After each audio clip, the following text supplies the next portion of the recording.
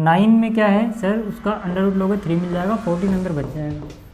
ठीक है, अगर ये 90 होता तो ऐसा होता, तो इसका एक भी मतलब और होगा कि अगर ऐसा होगा तो ये 90 भी होगा, क्योंकि जैसे इसकी दूरी इससे निकालो, इसकी दूरी इससे निकालो, बराबर रहती है, इसकी दूरी इससे निकालो, इसकी दूरी इससे निकालो, बराबर रहती है।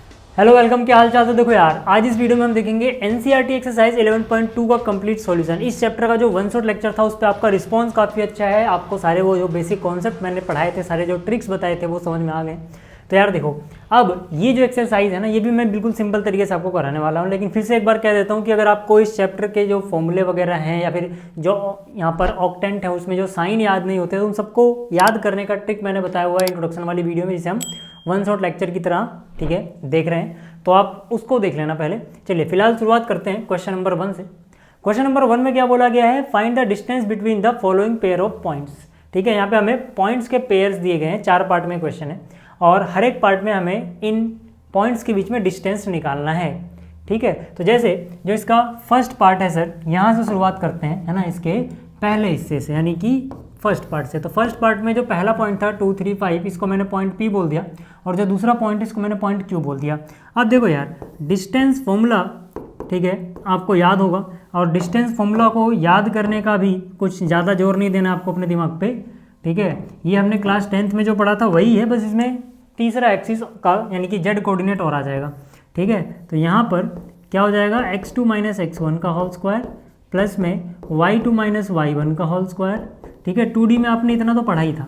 ठीक है, बस आपको क्या करना है, 3D में जेड को और कहानी में लेके आ जाना है। ठीक है, मतलब क्या कि ये जो पॉइंट के कोऑर्डिनेट है ना, इसको आप कंपेयर करोगे थोड़ी देर के लिए x1 y1 z1 से, और जो एक पॉइंट Q के कोऑर्डिनेट है ना, इसको आप कंपेयर करोगे x2 y2 z2 से। ठीक है, और यहाँ पर इस फॉर्मूले में वैल्यू रखनी है, याद रखना, चाहे आप x2 में से x1 माइनस करो या फिर x1 में से x2, स्क्वायर करने के बाद सेम ही रिजल्ट आता है, तो वो भी टेंशन मत लेना। ठीक है, तो यहाँ से x2 माइनस x1 यानी कि 4 माइनस 2, तो ये कितना हो जाएगा, ये हो जाएगा अंडर रूट के अंदर 4 माइनस 2 का square plus y2 minus y1 यानी 3 माइनस 3 का स्क्वायर और 1 माइनस 5 का स्क्वायर। तो यहाँ से देखो तो कितना हो जाएगा अपने पास, ये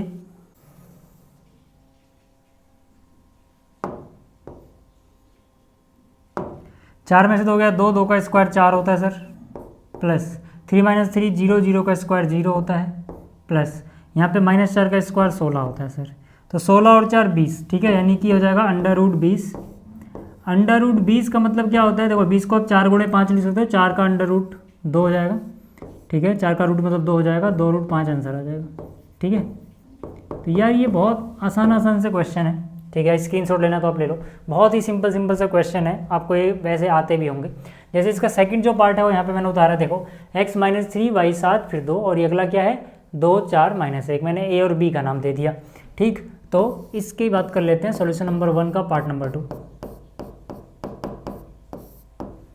ठीक, तो यहाँ से देखो सर, ए बी क्या हो जाएगा, जाहिर सी बात है आपको क्या करना है सर, अंडर रूट में एक बार पहले, ठीक है, मतलब पहले एक बार फॉर्मूला जरूर लिख देना, क्योंकि फॉर्मूले के भी नंबर होते हैं, हर क्वेश्चन में आपको फॉर्मूला लिखना होता है। तो ये आ गया, और यहाँ पर क्या हो जाएगा, y2 में से y1 घटा दो, स्क्वायर कर दो, और यहाँ पर क्या हो जाएगा z2 माइनस z1।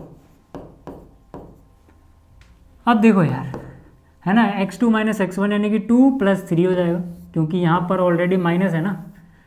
ठीक है, यहाँ पे माइनस है तो माइनस माइनस प्लस, तो 2 प्लस 3 हो जाएगा, प्लस यहाँ क्या हो जाएगा 4 माइनस 7 कितना हो जाएगा 4 माइनस 7 का स्क्वायर, और फिर आगे क्या आ जाएगा सर -1 -2। ठीक है, -1 में से 2 घटा रहे हैं। ठीक है, तो यहाँ से कितना हो जाएगा,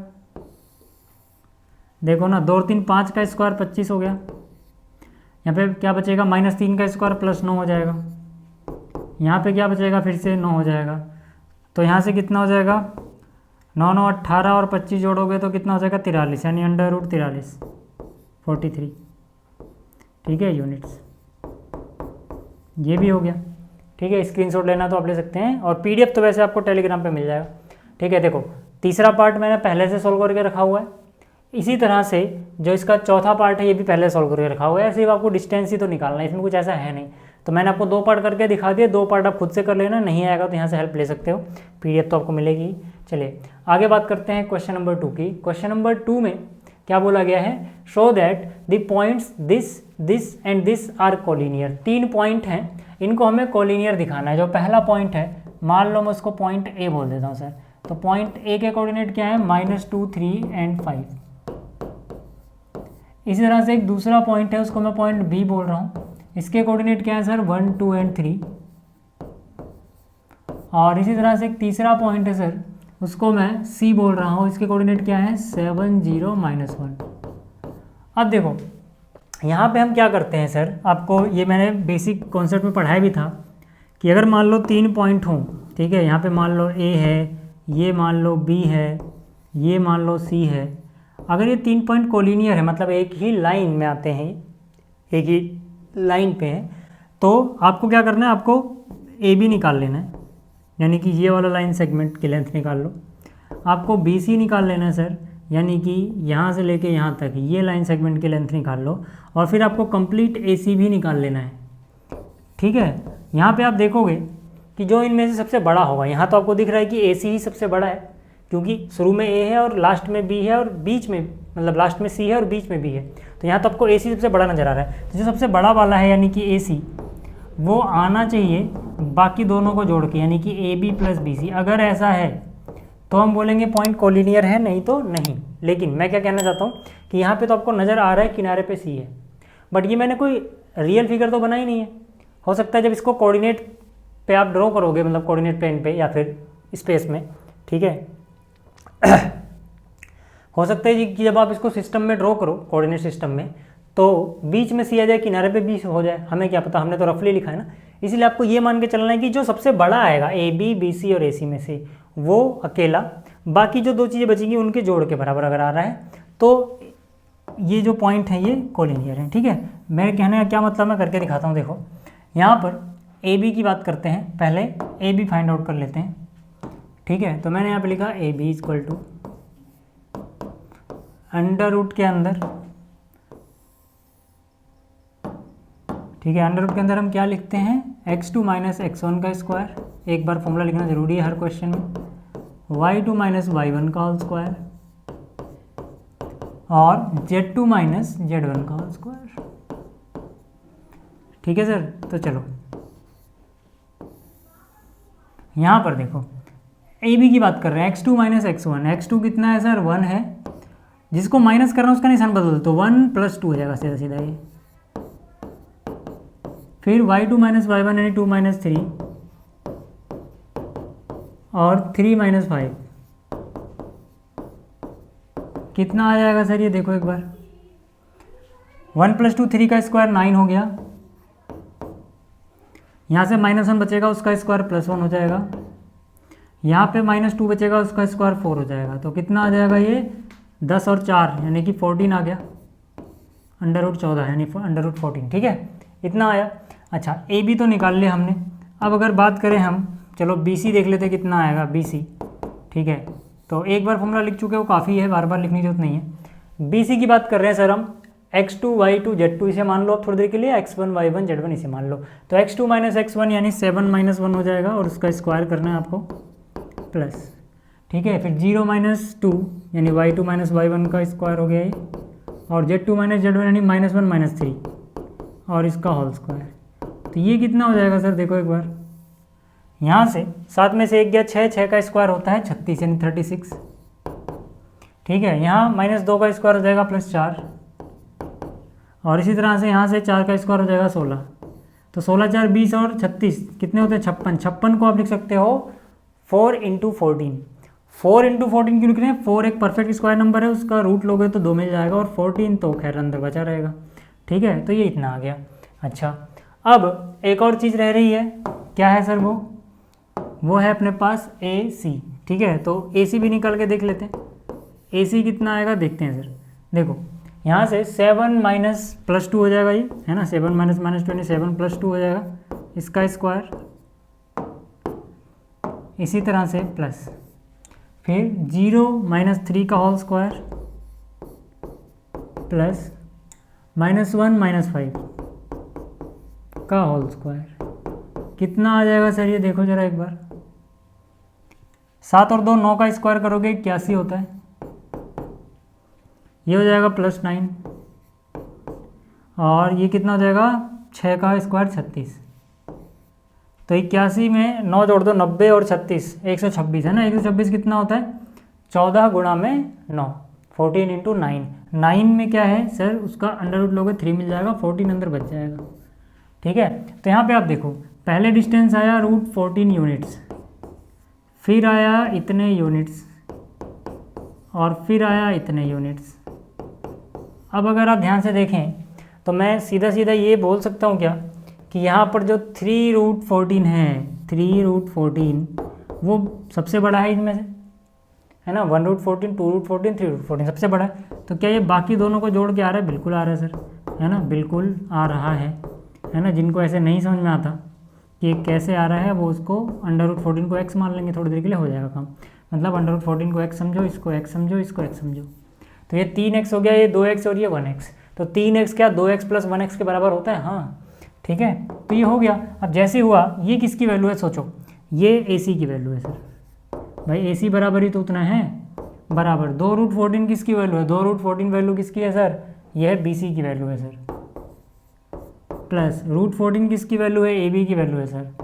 तो यहाँ पे आप देख पा रहे होगे कि AC बराबर BC + AB आ गया। इसका मतलब A और B और C क्या है? कोलिनियर है। यहाँ पे लिख दो, ठीक है। चलो, इसका भी स्क्रीनशॉट लेना चाहें आप लोग तो ले सकते हैं। बाकी PDF आपको टेलीग्राम पे मिलेगा सर। टेलीग्राम पे आपको जाना है, वहाँ पे सर्च करना है @AK Study Plus। ठीक, चलिए यहाँ पर देखो, क्वेश्चन नंबर जो 3 है, ये 3 हिस्सों में है सर। अब ये पहला हिस्सा लिखा है, बाकी हिस्से आगे। इसमें बोला गया वेरीफाई कर दो। ठीक है, जो पहला पार्ट इसमें क्या 1 पॉइंट 2 पॉइंट 3 पॉइंट 3 पॉइंट्स दिए गए हैं 3D में, और बोला गया है कि क्या ये वर्टिसेस हैं किसी आइसोसेल ट्रायंगल के। आइसोसेल ट्रायंगल समझते हो?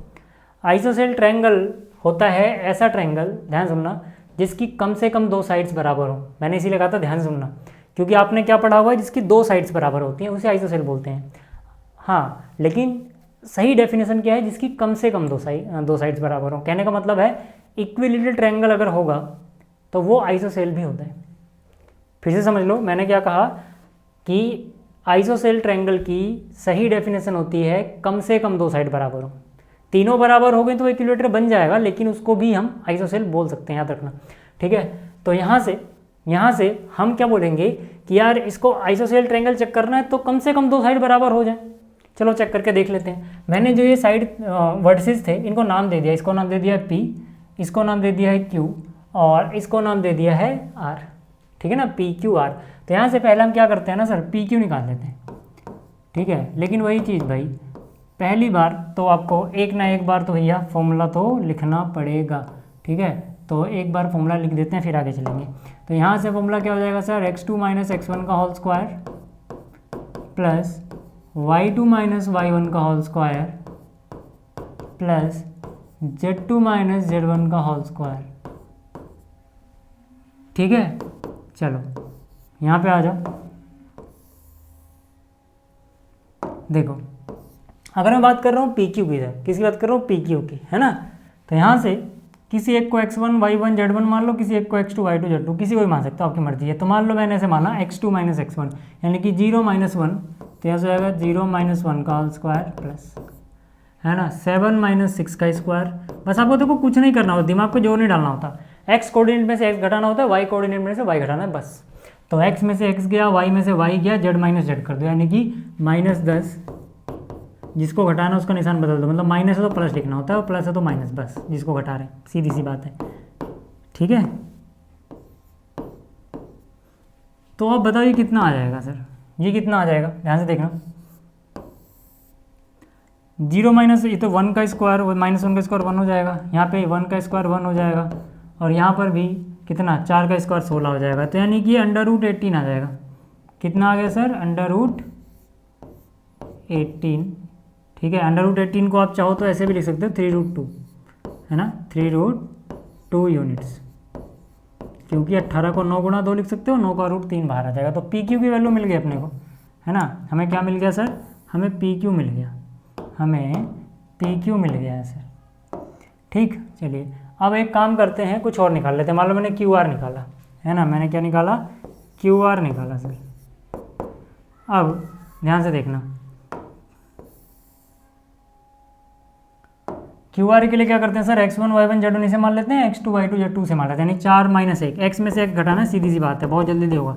4 माइनस 1 का स्क्वायर, y में से y घटाओ सर, 9 में से 6 घटाया, स्क्वायर कर दिया, और z में से z घटाओ सर, -6 माइनस माइनस प्लस 6 और इसका स्क्वायर। तो कितना हो गया सर, 4 में से 1 गया, 3 का स्क्वायर 9 होता है क्या, हाँ, प्लस, ठीक है, यहाँ पे 3 का स्क्वायर 9 होता है क्या, हाँ, यहाँ पे 0 का स्क्वायर 0, 9 9 18, मतलब ये भी √3√2 आ गया, √18 मतलब 3√2 आ गया। ठीक है, तो यहीं पे हमें दिख गया कि यार कम से कम 2 साइडें तो बराबर आ गई। तीसरी वाली हम चेक ही नहीं करेंगे, क्योंकि अगर वो आ भी जाएगी बराबर तो क्या होगा, ये इक्विलेटरल बन जाएगा। इक्विलेटरल भी आइसोसेल होता है, इसलिए मैंने कहा वो जानना जरूरी था। नहीं तो जो लोग ऐसे याद रखते हैं कि तीनों बराबर हो गई तब वो आइसोसेल नहीं होगा, तब वो इक्विलेटर बन जाएगा। हाँ, इक्विलेटर बन जाता है, लेकिन वो आइसोसेल भी रहता है। तो जो लोगों को कन्फ्यूजन रहती है वो तीसरी भी साइड चेक करने जाते हैं। हाँ, अगर आपकी किस्मत सही नहीं थी तो हो सकता है आपने ये वाली निकाली हो और वो बराबर ना आए, तो आपको तीसरी भी निकालनी पड़ती। बट क्योंकि हमने पहले ही 2 ऐसी साइड निकाल ली हैं जो आपस में बराबर हैं, तो फिर तीसरे को चेक करने की जरूरत नहीं है, क्योंकि तीसरी इसके बराबर आए या ना आए, आइसोसेल तो रहना है इसको। ठीक है, इसीलिए उसको निकालने से फ़र्क नहीं पड़ता। तो यहाँ से हम बोल सकते हैं कि भैया पी क्यू बराबर क्यू आर है, इसका मतलब जो ट्रायंगल पी क्यू आर है वो आइसोसेल ट्रायंगल है। ठीक है, क्लियर हो गई बात इतनी? तो ये पहला पार्ट था। दूसरा पार्ट देखो सर, दूसरा पार्ट भी काफ़ी आसान है। इसमें फिर से 1 2 3 ये 3 पॉइंट दिए गए हैं जो किसी ट्रायंगल के वर्टिसेस को रिप्रेजेंट कर रहे हैं। हमसे पूछा गया कि क्या वो ट्रायंगल राइट एंगल होगा, वेरीफाई कर दो। तो मैंने कहा ठीक है, चलो ये जो पॉइंट था 0 7 10 वहाँ लिख दिया पॉइंट पी पे, है ना, इसको बना दिया क्यू और इसको नाम रख दिया आर। ठीक, तो कैसे करेंगे सर, यहाँ पर देखो, यहाँ पर फिर से है ना, अब ये राइट एंगल अगर ट्रायंगल है तो राइट एंगल ट्रायंगल कैसे प्रूफ करते हैं हम। देखो, मैंने पहली बात तो राइट एंगल ट्रायंगल जैसा भी नहीं बनाया है, तो क्या ये गलत हो गया? नहीं, क्यों? क्योंकि वेरीफाई करना है। वेरीफाई करने से पहले कैसे मुझे पता लगेगा कि कैसा ट्रायंगल है भी कि नहीं है? तो मैं ज़रूरी नहीं है कि ऐसे बनाऊँ, है ना। कोई ऐसे बना भी देगा तब भी यहाँ पे 90 अभी नहीं लिख सकते आप ऐसे, बस 90 जैसा दिखेगा, हो सकता है 91 डिग्री हो, कुछ भी हो, मतलब ये रफ फिगर है तो अलाउड है। क्यों? क्योंकि चेक करना है, अभी हमें पता नहीं चेक करने से पहले है कि नहीं। तो ये मत सोच लेना कि अगर ऐसे बना दिया और ऐसे नहीं बनाया तो नंबर कट जाएंगे, ऐसा कुछ नहीं होगा यहाँ पे। ठीक है, तो देखो पाइथागोरस प्रमेय का कन्वर्स यहाँ पे लगाना है।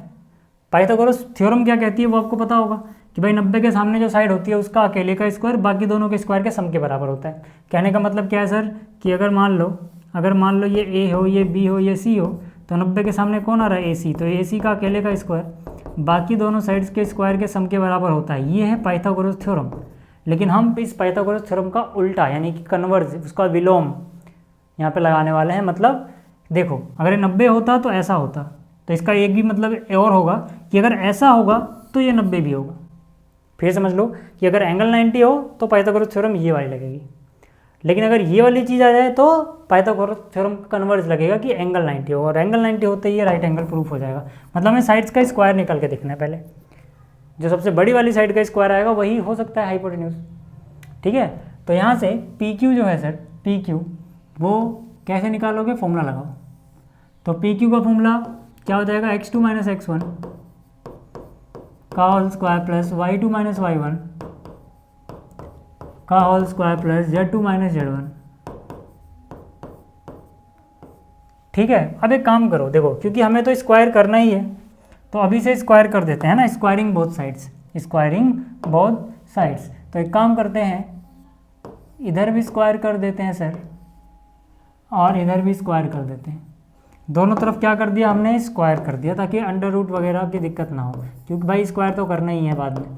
ठीक है, अभी से कर दो। तो यहाँ से पी क्यू की बात कर रहे हैं सर, x2 माइनस x1 कर लो, 0 माइनस माइनस प्लस होना जाएगा, यानी कि हो जाएगा 0 प्लस 1 का होल स्क्वायर, है ना, x2 माइनस x1 का होल स्क्वायर हो गया, y2 माइनस y1 यानी 7 माइनस 6 का स्क्वायर और 10 माइनस 6 का स्क्वायर। अंडर रूट नहीं लगा रहा क्योंकि दोनों तरफ स्क्वायर कर रखा है। तो यहाँ से कितना हो जाएगा? ये हो जाएगा, कितना था वो? 0 माइनस माइनस यानी 0 प्लस 1 का स्क्वायर। ठीक है, तो 1 का स्क्वायर हो गया 1, 7 में से 6 गया 1 का स्क्वायर 1, और 10 में से 6 गया 4 का स्क्वायर 16। तो 16 और 2 18 आ गया सर। कितना आ गया? 18 यूनिट्स। और ये स्क्वायर आया है सर, इसलिए अंडर रूट नहीं लगा रही है। पी क्यू की वैल्यू नहीं है, पी क्यू के स्क्वायर की वैल्यू है, याद रखना। पी क्यू के स्क्वायर की वैल्यू है ये, ठीक है, इतना याद रखना। अच्छा चलो, पी क्यू का स्क्वायर तो निकाल दिया हमने।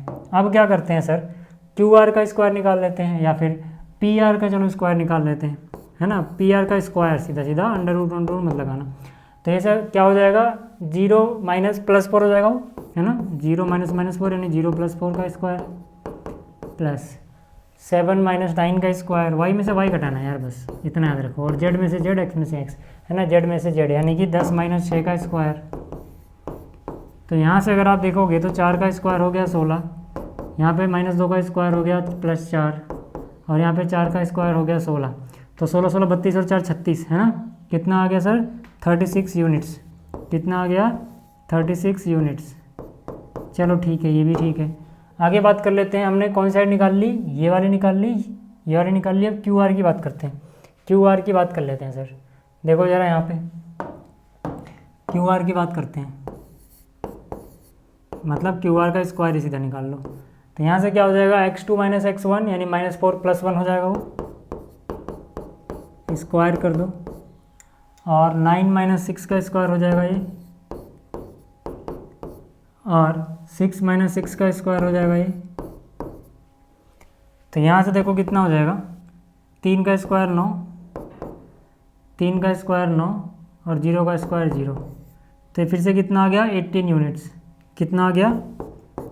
18 यूनिट्स। अब आप देखो यार यहाँ पे, अब यहाँ पे देखो मैंने क्या कहा, मैंने कहा ये 36 जो है, ठीक है ना, ये क्या है 36, और ये कितना आया है 18, ये कितना आया है 18।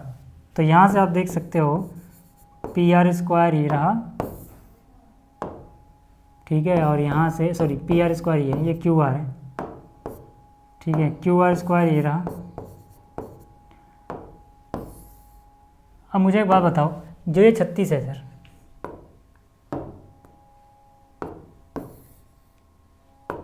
जो ये 36 है, क्या मैं इसको लिख सकता हूँ दोनों साइड जो बची यहाँ पर, इसका स्क्वायर प्लस में उसका स्क्वायर, 18 + 18 क्या बराबर होता है? बिल्कुल होता है। लेकिन ये 36 है क्या? 36 क्या है सर? ये 36 आया है, ये पी आर का स्क्वायर है। तो मैं बोल सकता हूँ कि भाई ये पी आर का स्क्वायर है। ये 18 क्या है सर? ये वाला 18 देखो कितना है, क्यू आर का स्क्वायर है। ये किसका स्क्वायर है? क्यू आर का स्क्वायर है। और वो जो 18 आया है सर, वो किसका? पी क्यू का स्क्वायर है। वो किसका है? पी क्यू का स्क्वायर है।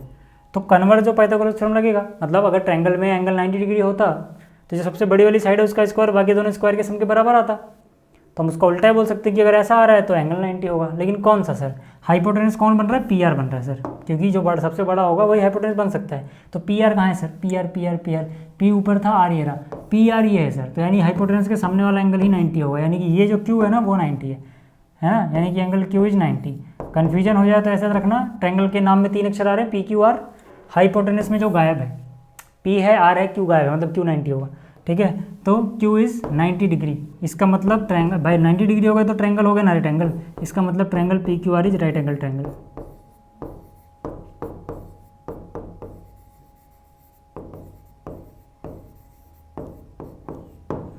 आगे बात समझ में, ठीक है। स्क्रीनशॉट लेना है तो आप ले सकते हैं।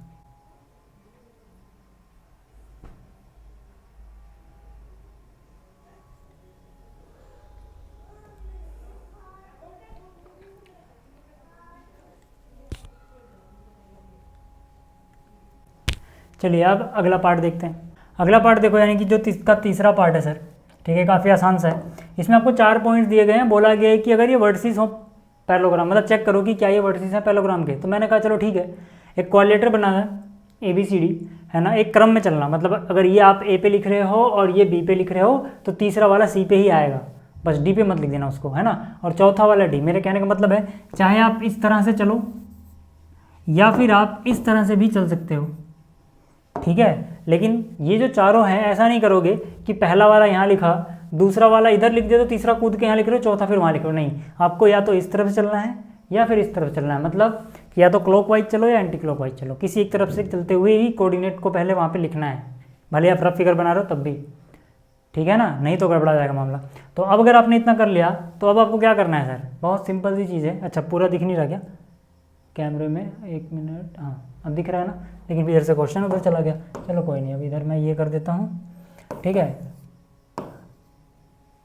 अब तो दिख रहा होगा पूरा। ठीक है, तो मैं क्या कह रहा हूँ कि अब आपको क्या करना है बस यार, अगर ये पैरेललोग्राम होगा तो ये वाली साइड इसके बराबर आनी चाहिए और ये वाली इसके बराबर आनी चाहिए, बस यही होना चाहिए ना। ठीक है, पैरेलल तो अभी हम प्रूव करेंगे नहीं भैया, साइड की लेंथ वाला फॉर्मूला अपने पास, तो लेंथ ही निकाल सकते हैं, है ना, इस चैप्टर में जो फॉर्मूला उसी का यूज करोगे।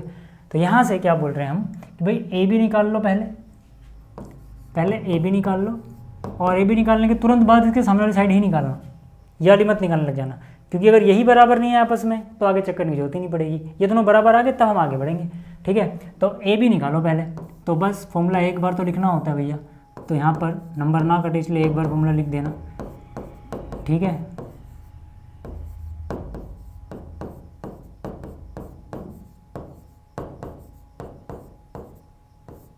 लिख दिया फॉर्मूला, अब आ जाओ। ठीक है, देखो यार ए बी, ठीक है, x2 माइनस x1 का स्क्वायर यानी 1 प्लस 1 हो गया, है ना, 1 माइनस माइनस 1 प्लस 1 प्लस -2 तो -2 का स्क्वायर और 5 माइनस 1 का स्क्वायर कितना हो जाएगा श्रीमान, देखो 1 और 1 2 का स्क्वायर 4, ये हो जाएगा 4 का स्क्वायर 16, ये भी हो जाएगा 4 का स्क्वायर 16, 16 16 32 4 36, 36 का अंडर रूट 6 होता है सर, तो 6 यूनिट्स आ गया, कितना आ गया 6 यूनिट्स। कौन आया सर, ए बी आया।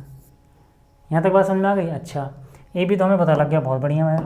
अब आ जाओ आगे, अब हम बात कर रहे हैं ए बी के सामने क्या है, सी डी, है ना, ए बी के सामने क्या है, सी डी सर। तो सी डी की वैल्यू में क्या करोगे, तो x2 माइनस x1, वही चीज़ अंडर रूट के अंदर ही लिखना। ठीक है, क्योंकि स्क्वायर नहीं कर रखा हमने, 4 माइनस 2 का स्क्वायर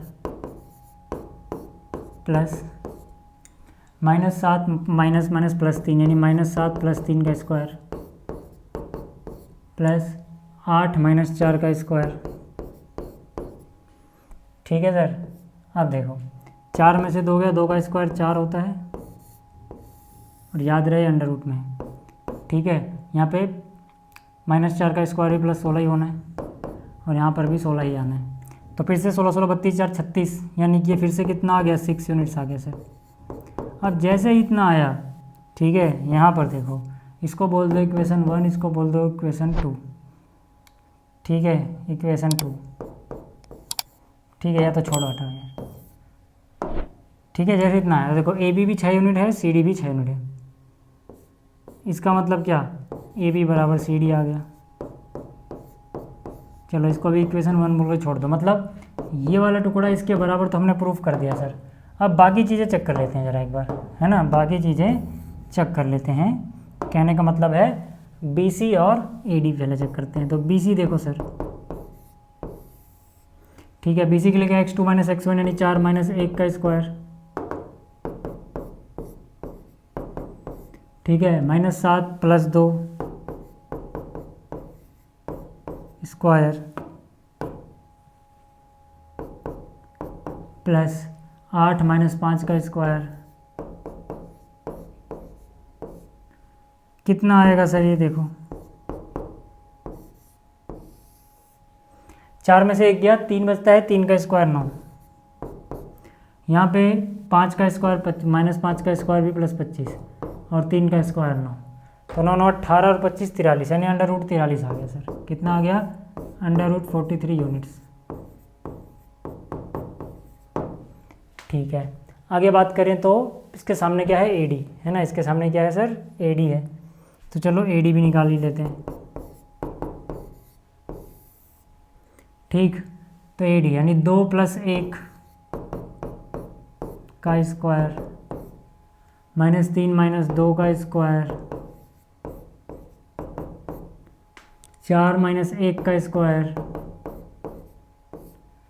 बताओ कितना होगा, देखो 2 और 1 3 का स्क्वायर 9 हो गया, यहाँ पर 5 माइनस 5 का स्क्वायर प्लस 25 हो गया, 4 में से 1 गया, 3 का स्क्वायर 9 हो गया, तो उतना ही बन रहा है अभी, है ना, अंडर रूट 43, वही तो आ रहा है यार, 25 9 9, ठीक है, यानी 25 और 18 43। तो यहाँ पे आप देखोगे बी सी ए डी भी बराबर आ गए, इसको इक्वेशन 2 बोल दो सर, फ्रॉम 1 एंड 2। ठीक है, हम क्या बोल सकते हैं, फ्रॉम 1 एंड 2।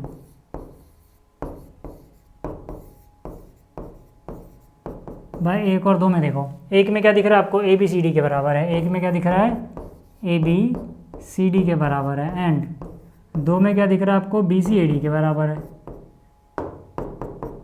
इसका मतलब आमने सामने वाली भुजाएं का जो पेयर है, ये वाला इसके बराबर, ये वाला इसके बराबर है। तो अगर ऐसा है तो ये पैरेललोग्राम होगा। ठीक है सर, इसका मतलब क्या, 1 मिनट,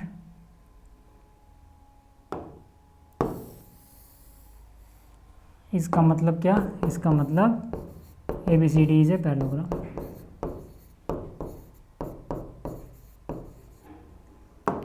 आगे बात समझ में भैया? ठीक है, स्क्रीनशॉट चाहिए क्या? चलो स्क्रीनशॉट ले लिया होगा। अब आगे बात करते हैं। देखो ये मैंने जानबूझ के पहले लिख दिया है, अगर आपको दिक्कत हो रही है तो इसको हटा लेते हैं, क्योंकि यार लिखने में टाइम वेस्ट होता है ना। इसको भी हटा लेते हैं। चलो यहाँ देखो, यहाँ पे क्या कह रहा है, find the equation of the set of points which are equidistant from the points this and this. मतलब हमें उन सभी पॉइंट्स है ना का सेट निकालना है जो इन दो पॉइंट से हमेशा बराबर दूरी पर रहते हैं। तो मैंने मान लिया कि जो रिक्वायर्ड सेट ऑफ पॉइंट्स हैं वो रिप्रेजेंट किए जाते हैं पॉइंट पी के द्वारा, जिसके कोऑर्डिनेट है एक्स वाई जेड। अब आप कहोगे वहाँ पे तो सेट ऑफ पॉइंट्स हैं, तो यह तो एक ही पॉइंट नज़र आ रहा है। नहीं सर, ये एक पॉइंट नज़र आ रहा है, एक पॉइंट जैसा, बट है नहीं। ये असलियत में एक जर्नल पॉइंट है, जहाँ पे आप एक्स वाई जेड की अलग अलग वैल्यू रखोगे तो उसके हिसाब से ये अलग अलग वैल्यूज़, मतलब अलग अलग पॉइंट्स आपको देता जाएगा, है ना। जैसे मान लो x की वैल्यू 1 हो गई, y की वैल्यू कुछ हो गई, z की वैल्यू कुछ हो गई तो कोई और पॉइंट आएगा। ऐसे मान लो x की वैल्यू 2 हुई, y की वैल्यू कुछ और हुई, z की वैल्यू कुछ और हुई तो कुछ और पॉइंट आएगा। तो मतलब ये जर्नल पॉइंट है, दिखा आपको एक रहा है लेकिन ये सेट ऑफ पॉइंट्स को ही रिप्रेजेंट कर रहा है। ठीक, तो अब हमारे पास देखो क्वेश्चन क्या है सर, कि मान लो कि ये जो पॉइंट है, ये जो पॉइंट है P, ठीक है, ये मान लो यहाँ पर है पॉइंट P।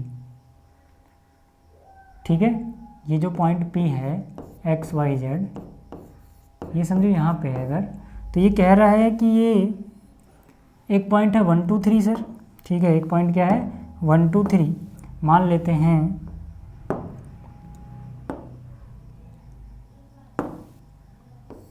यहाँ कहीं आता है 1 2 3, यानी कि ये वाला जो पॉइंट है इसको चलो पॉइंट ए का नाम दे दिया मैंने 1, 2, 3। ठीक है, इन दोनों पॉइंट्स के बीच में जो डिस्टेंस है सर, उतना ही डिस्टेंस P और एक दूसरे पॉइंट में भी है। चलो उस पॉइंट को मैं नाम देता हूँ, नाम दिया तो नहीं, तो नाम देता हूँ B। कितना है 3 2 -1, तो यहाँ से हो गया 3, यहाँ 2 हो गया, यहाँ -1 हो गया। हो सकता है कि नज़र ना आ रहा हो तो इसको थोड़ा सा इधर से कर देते हैं। समझ में आ गया? तो मतलब हमें सेट ऑफ पॉइंट्स P निकालना है। सेट ऑफ पॉइंट्स P क्यों बोल रहा है सर? देखो अब मैं समझा देता हूँ आपको पूरा। सोचो कि अगर ऐसी एक लाइन हो, ऐसी एक लाइन हो सर, है ना, तो यहाँ पर, और इसमें मैं एक सवाल पूछूंगा आपसे भी, ठीक है, थोड़ा दिमाग लगाना। ठीक है, यहाँ पर, लेकिन वो सॉल्यूशन के एंड में।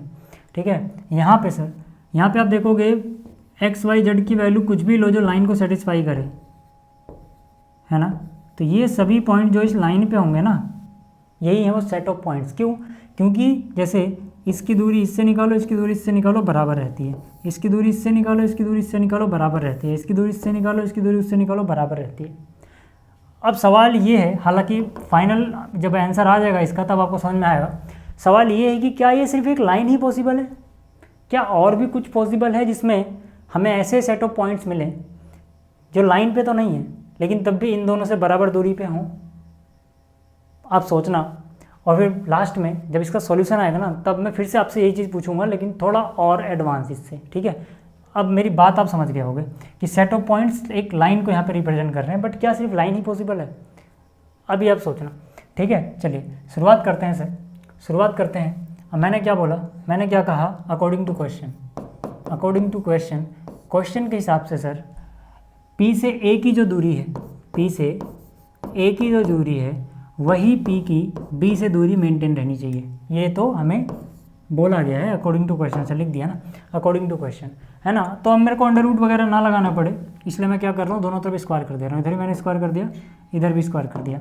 अब देखो यार, है ना, अब देखो यहाँ से क्या हो जाएगा सर, इसकी बात करें तो x2 minus x1 y2 minus y1 z2 minus z1 आपको यहाँ से मिल जाएगा, स्क्वायर करते जाओ, यानी x2 माइनस x1 का स्क्वायर यानी x माइनस 1 का स्क्वायर, है ना, रूट लगाना नहीं क्योंकि स्क्वायर कर चुके हैं, प्लस y2 माइनस y1 यानी y2 माइनस y1 का स्क्वायर, y2 माइनस y1 यानी 2 का स्क्वायर यहाँ से y माइनस 2 का, और z माइनस 3 का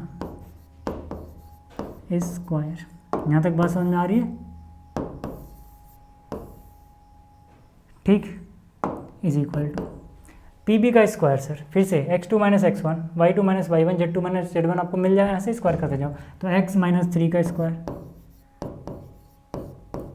प्लस y माइनस 2 का स्क्वायर। जो मैं आपको सवाल आपसे पूछूंगा ना, अगर आप सच में थोड़ा मैथ्स में इंटरेस्टेड हो तो शायद वो आपको सोचने पे मजबूर करेगा। ठीक है, देखना अभी, मतलब मुझे बताना कि क्या मैं कहीं गलत हूँ ऐसा सोचने में। ठीक है, अभी बस रुक जाओ। यहाँ पर एक काम करो, y माइनस 2 का स्क्वायर इधर भी है उधर भी है तो सेम चीज़ है ना, इसको इधर माइनस में लाओगे तो ये सेम में से माइनस होगा, 0 हो जाएगा। बाकी जो चीज़ें बची उनका स्क्वायर कर लो। x माइनस 1 का स्क्वायर क्या हो जाएगा सर, यहाँ से देखो ये हो जाएगा x स्क्वायर, 1 का स्क्वायर 1 और माइनस 2x, यहाँ से क्या हो जाएगा z स्क्वायर, 3 का स्क्वायर 9, 3z का डबल हो जाएगा 6z, यहाँ से क्या हो जाएगा x स्क्वायर, 3 का स्क्वायर 9 हो गया, माइनस 3x का डबल माइनस 6x, और यहाँ से हो जाएगा ये z स्क्वायर, 1 का स्क्वायर 1 हो गया प्लस में 2z। ठीक है, अब जो कट रहा है उसे कट कर दो सर, कट करने का मतलब है x square minus x square 0 हो गया, ये माइनस में आएगा इधर, तो z स्क्वायर में से वाला z स्क्वायर इधर माइनस में लाओगे 0 हो जाएगा माइनस होके। अब जो बच रहा है वो देखते हैं एक बार, अब जो बच रहा है वो देखते हैं एक बार, माइनस 2x है माइनस 6x, माइनस 6x इधर आएगा तो बचेगा प्लस का 4x माइनस, ठीक है ये y था ना, z था सॉरी, कितना था ये z था, x लिख दिया मैंने। ठीक, अच्छा माइनस 6z और ये 2z इधर आएगा, माइनस 8z हो जाएगा। ठीक है, और नंबर में क्या बच रहा है सर, 9 और 1 10 बचा हुआ है उधर, और यहाँ क्या बचा हुआ है, अच्छा 9 भी तो कट ही रहा है, 1 भी तो कट ही रहा है, सीधी सी बात है यार, 9 से 9 काटो ना सीधा, है ना, 1 भी तो कट ही रहा है, क्यों इन्फॉर्म बचा के बैठे हुए हैं। ठीक, बराबर कितना आ गया 0। अब देखो यहाँ पे 4 से डिवाइड कर दोगे तो ये हो जाएगा x माइनस 2z। अब सवाल सुन लो सर, सवाल सुन लो, मेरा सवाल ये था, मैं आपको बताता हूँ। ठीक है, सवाल सुनो, और अगर आप मैथ्स में इंटरेस्टेड हो तो आपको ये सोचने पे थोड़ा मजबूर करेगा, और मुझे बताना। देखो मैंने कहा कि ये जो फिगर है ना, क्योंकि ये 2 पॉइंट थे, ये 2 पॉइंट थे, ठीक है, 2 पॉइंट से एक लाइन बीचों बीच से हो जा रही है, तो लाइन पे जो पॉइंट आ रहे हैं वो सभी सेट ऑफ पॉइंट्स बन के जो इससे बराबर दूरी पे हैं, है ना। तो क्या एक ऐसी यही लाइन है, क्योंकि हम 3D की बात कर रहे हैं। देखो लाइन अगर यहाँ हो तो भी ठीक, लाइन को थोड़ा सा बाहर निकालो तब भी ठीक, तब भी ठीक, तब भी ठीक, यानी कि ऐसी बहुत सारी लाइनें हैं, ऐसी बहुत सारी लाइन है। तो क्या उन सबको ये रिप्रेजेंट कर पा रहा है क्या? अच्छा, अगर ये लाइन की इक्वेशन है, मान लो अगर लाइन पे आपको कन्फ्यूजन भी है, तो मैं कहता हूँ एक और चीज़ तो पॉसिबल है। चलो लाइन को हम छोड़ भी दें, लाइन को अगर हम छोड़ भी दें तो ये वाला जो पॉइंट है पॉइंट ए, और ये वाला जो पॉइंट है पॉइंट बी, सो जो बीच में से ऐसा एक सर्कल है, सर्कल पे जो पॉइंट होंगे वो भी इससे जितनी दूरी, मतलब कहने का मतलब है जो जन्मदिन पे आप टोपी पहनते हो ना, कौन, वैसा कौन समझो इसको, इधर से इसको इधर से। तो सर ये कौन की नोक से जो ये टोपी का सरकमफ्रेंस है, इस पे जितने पॉइंट होंगे ये इससे बराबर दूरी पे, इससे बराबर दूरी पे, और हमें पॉइंट्स 3D में ही दिए गए हैं, पॉइंट्स हमें 3D में ही दिए गए हैं। तो ये भी तो पॉसिबल हो सकता था क्या? मुझे सोच के बताना, क्या ये भी पॉसिबल हो सकता था? और अगर ये हो सकता था तो हमने जो केस लिया उसमें सिर्फ एक ही इक्वेशन क्यों आई, ये सब पॉसिबिलिटी क्यों नहीं आई? या फिर कहीं ना कहीं ये चीज़ें हट जा रही हैं इसलिए नहीं आई, या फिर इस तरीके में कोई कमी है इसलिए सिर्फ वो लाइन को ही बता पा रहा है, एक लाइन को, बाकी चीज़ों को ये तरीका नहीं बता पा रहा।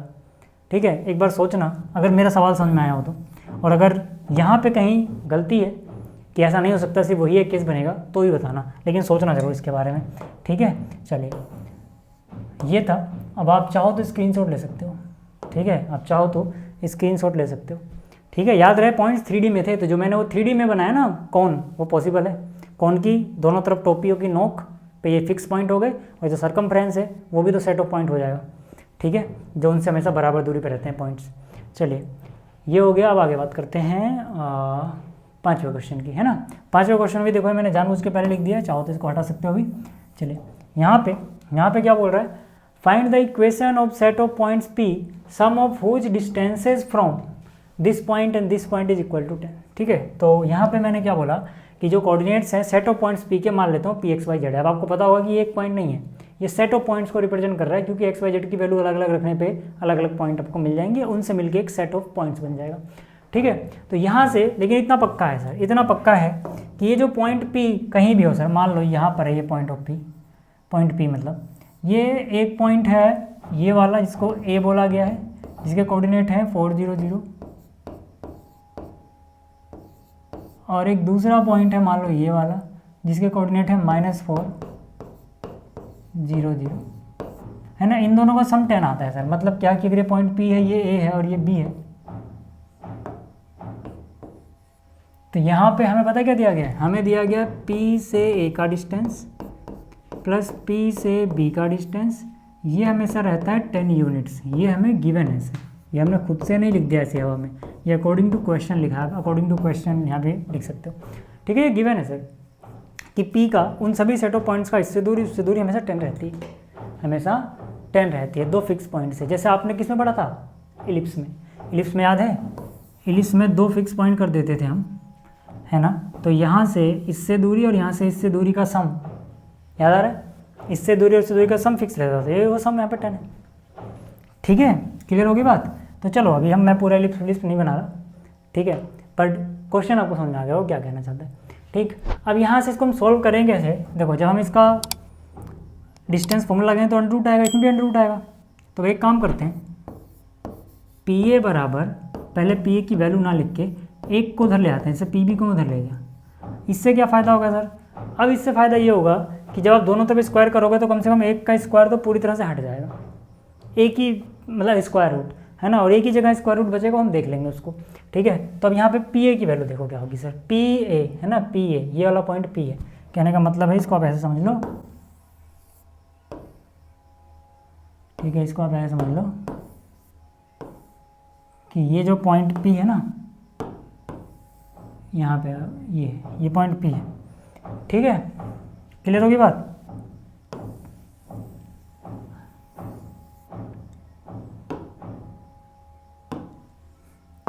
अब देखो, अब मैंने क्या कहा, पी ए की बात कर रहे हैं, तो x2 - x1 यानी x - 4 का स्क्वायर, है ना, x - 4 का स्क्वायर। लेकिन अब ये अंडर रूट में रहेगा, किस में रहेगा सर, अंडर रूट में रहेगा।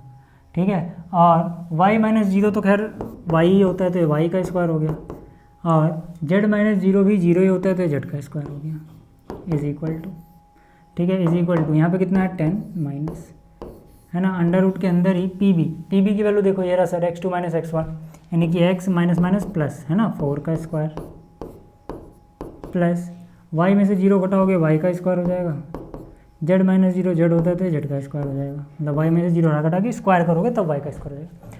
ठीक है, अब यहाँ से सर, यहाँ से आपको क्या करना है, ध्यान से देखना, यहाँ से अब रूट हमें दिक्कत दे रहा है, तो मैंने क्या बोला, स्क्वायरिंग बोथ साइड, इधर भी स्क्वायर करा, इसको इधर भी स्क्वायर करा, यहाँ लिख सकते हो चाहो तो आप squaring both side.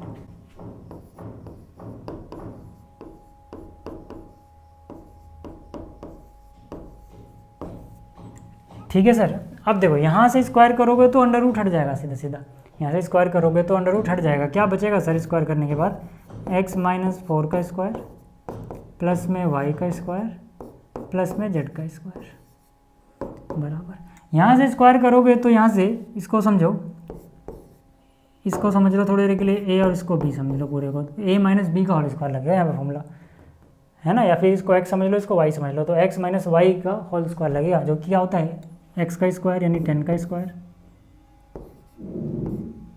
Minus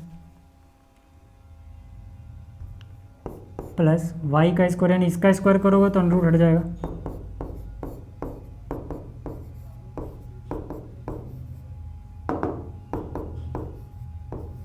-2a भी होता है सर, 2 इंटू में a क्या है सर 10 इंटू में b है पूरा,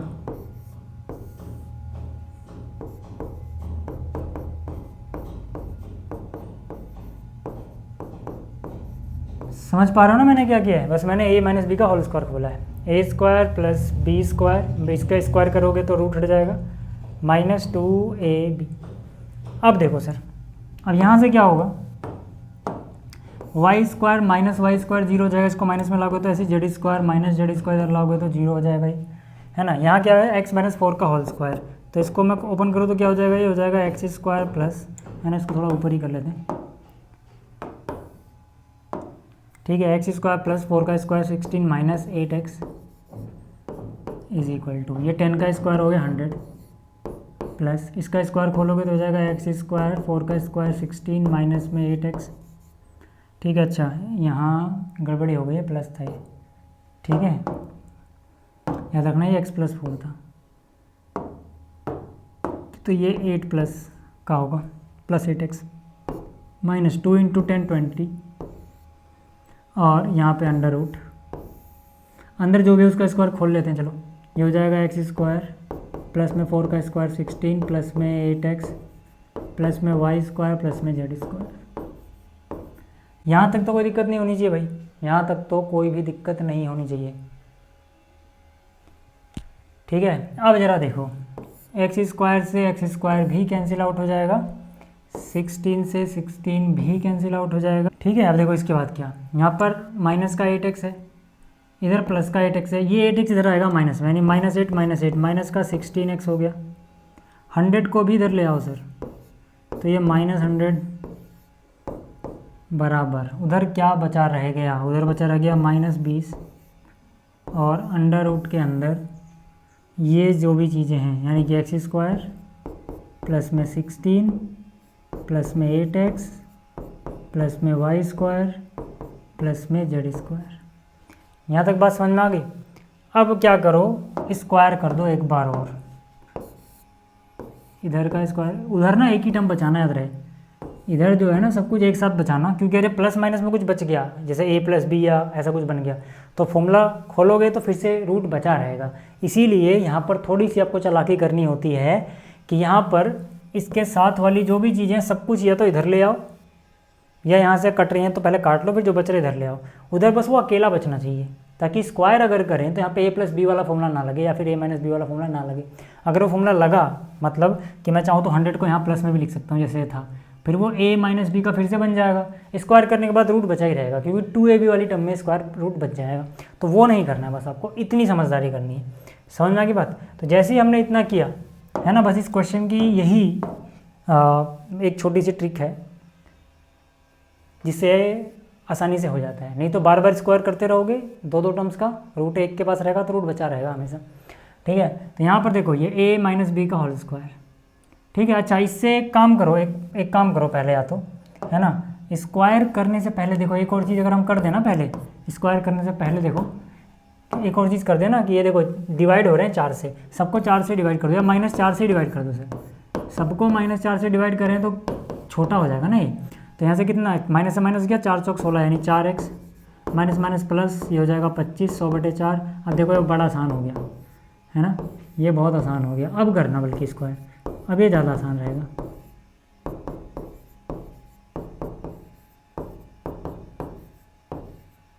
समझ आ रही बात, अब करो बल्कि स्क्वायर, है ना, क्योंकि अब छोटे नंबर का स्क्वायर करना भाई आसान है, ठीक है। तो यहाँ से a प्लस बी का होल स्क्वायर, तो 4x का स्क्वायर हो गया 16x स्क्वायर, 25 का स्क्वायर आप बचपन से पढ़ते आ रहे हो, जब से पैदा हुआ तब से नर्स ने यही बताया आपको पैदा होता है, देखो 25 का स्क्वायर 625 होता है, बहुत काम आएगा याद रखना, है ना। तो 25 का स्क्वायर सबको याद होगा। तो यहाँ से a square B square plus में 2ab मतलब क्या होता है, इनको मल्टीप्लाई करके डबल कर दो सर, ठीक है। तो 25 चौक के 100 का डबल 200 साथ में x बराबर, यहाँ पे 5 का स्क्वायर 25 हो गया, और इसका स्क्वायर करोगे तो रूट हट जाएगा। अब ये मत कहना a प्लस बी का फॉर्मूला लगा, यहाँ प्लस माइनस नहीं है, बीच में मल्टीप्लाई है सर, ठीक है। तो इसका स्क्वायर होगा इंटू इसका स्क्वायर होगा, तो इसका स्क्वायर करोगे रूट हट जाएगा, यानी कि X square plus 16 plus 8x plus Y square plus Z square. हाँ अब देखो यार, है ना, तो इसको तो ऐसे छाप दो भैंस के यहाँ, कभी इसमें क्या ही कर सकते हैं, ठीक है। इज इक्वल टू 25 को अंदर गुणा करो, 25 इंटू एक्स स्क्वायर क्या हो गया 25x स्क्वायर प्लस, ठीक है। आप देखो 25 गुणा 16 करना है, 25 गुणा 16 आपको करने की जरूरत नहीं है, 25 गुणा 16 400 होता है। अब आप कहोगे रट रहा हुआ है क्या, नहीं सर रटा नहीं हुआ, इसका एक ट्रिक होता है, देखो सुनो ध्यान से सुनना, बहुत जगह आपका टाइम बचा लेगा ये। 25 को अगर किसी नंबर से गुणा करना है, ऐसे छोटे मोटे नंबर से जिसमें आप डायरेक्ट देख पा रहे हो कि 4 का पहाड़ा कितनी बार जा रहा है, उतने 100 बना दो। जैसे 4 का पहाड़ा 16 में 4 बार जाता है, तो 25 से गुणा करने पे 16 को 400 ही आएगा। अब जैसे यहाँ पर देखो 25 गुणे 8 करना है ना, देखो 4 का पहाड़ा 8 में 2 बार जाता है, तो मतलब 25 को 8 से गुणा करने पे 200 बनेगा। कितना बनेगा 200, साथ में 1 से प्लस में 25 गुणे वाई स्क्वायर 25 वाई स्क्वायर, 25 गुणे जेड स्क्वायर 25 जेड स्क्वायर। यहाँ तक बात समझ में आई क्या? यहाँ तक बात समझ में आई।